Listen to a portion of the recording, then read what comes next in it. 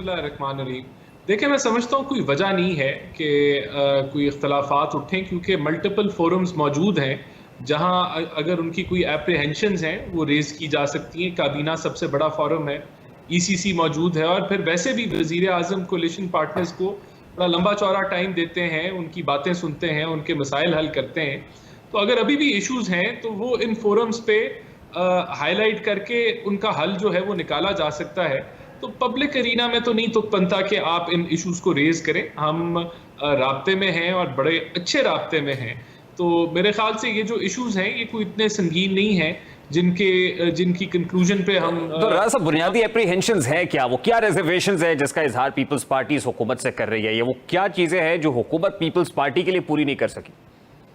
देखिए, पीएसडीपी के ऊपर उन्होंने एतराज़ उठाया है कि पीएसडीपी के अंदर सिंध को शेयर नहीं मिला, जबकि पीएसडीपी भी जो बनाया गया है वो सारी कोalition पार्टनर्स की मुशावरत के साथ बनाया गया है। लेकिन अगर उनके कोई एतराज़ात हैं कोई फ्लड्स के ऊपर या कोई पीएसडीपी के ऊपर अगर शेयर कम मिला है तो वो उनसे बातचीत करके तय किया जा सकता है।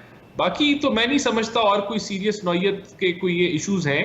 ये भी माइन्यूट इश्यूज हैं जिनका पहले भी इनसे मुशावरत रही, बजट में भी मुशावरत रही, और अगर तब हाईलाइट हो जाते तो तब ये इश्यूज बनते ही ना। लेकिन अभी भी जो है जहां हमने इतना अरसा गुजारा है, स्मूथली गुजरा है, चले sir, frankly speaking peoples party election से पहले नैरेटिव बिल्डिंग कर रही है। जाहिर है इलेक्शंस है तो इलेक्शंस नैरेटिव की जंग होती है। तो at this point in time PMLN के पास, जो बुनियादी तौर पे इस कोलिशन गवर्नमेंट को लीड कर रही है, उनके पास क्या नैरेटिव होगा इलेक्शंस में जाने के लिए? देखिए, हमने 5 साल जो हुकूमत की 2013 से 18 में, उस वक्त महंगाई ऑन एवरेज 5% से कम थी।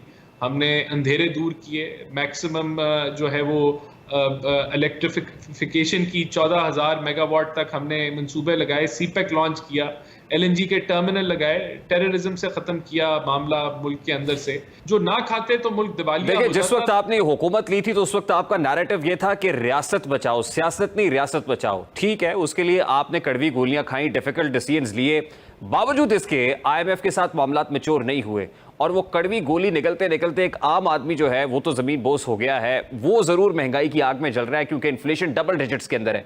तो आपको नहीं लगता कि नैरेटिव की इस जंग में मुस्लिम लीग नून खासी कमजोर होगी? क्योंकि वजीर आजम आपके थे, फाइनेंस मिनिस्टर आपके थे, इसहाक डार साहब की जितनी हाइप क्रिएट की गई थी वो उस तरह से डिलीवर नहीं कर सके। नहीं, देखें, यहाँ तो डिफॉल्ट का अंदिया दिया जा रहा था पीटीआई की तरफ से। वो तो रोज डिफॉल्ट का नारा लगाते थे।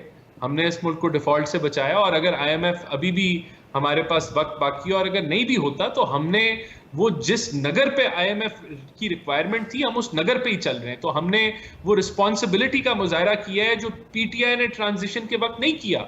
उन्होंने तो आईएमएफ के मुआहदे को उखाड़ बाहर फेंका और सब्सिडीज पे सब्सिडीज देना शुरू कर दिए, जिसने मुल्क की डायरेक्शन को तबाह कर दिया। तो हमने तो रिस्पॉन्सिबिलिटी का मुजाहरा करते हुए बजट के अहदाफ भी उनसे शेयर किए, और उन्होंने जो एतराज़ात उठाए उस पर भी उनको रिस्पॉन्ड किया। तो हमने तो, मैं समझता हूं कि बिल्कुल जो रियासत बचाओ सियासत नहीं बचाई हमने, तो ये नारा हमने पूरा किया। वो देखिए, वो नैरेटिव तो 2018 में होना चाहिए था ना। अगर वो इतना बेस्ट सेलिंग था तो 2018 में भी लोग उसको बाय कर लेते।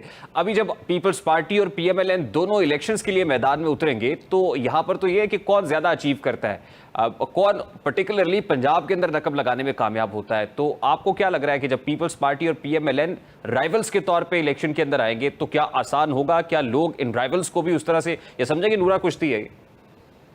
देखिए, मैं समझता हूं कि पंजाब के अंदर मुकाबला पीटीआई और पीएमएलएन का था। 9 मई के बाद पीटीआई को शदीद डेंट पड़ा है, उनकी पॉपुलैरिटी में भी कमी आई है, और जिस तरीके से उनकी पार्टी बिखर गई है, तो अब पंजाब के ग्राउंड में पीएमएलएन है, और अब आईपीपी है, इस्तेकाम पाकिस्तान, और पीपल्स पार्टी है जो कि कोशिश कर रही है कि वो अपना बहुत बहुत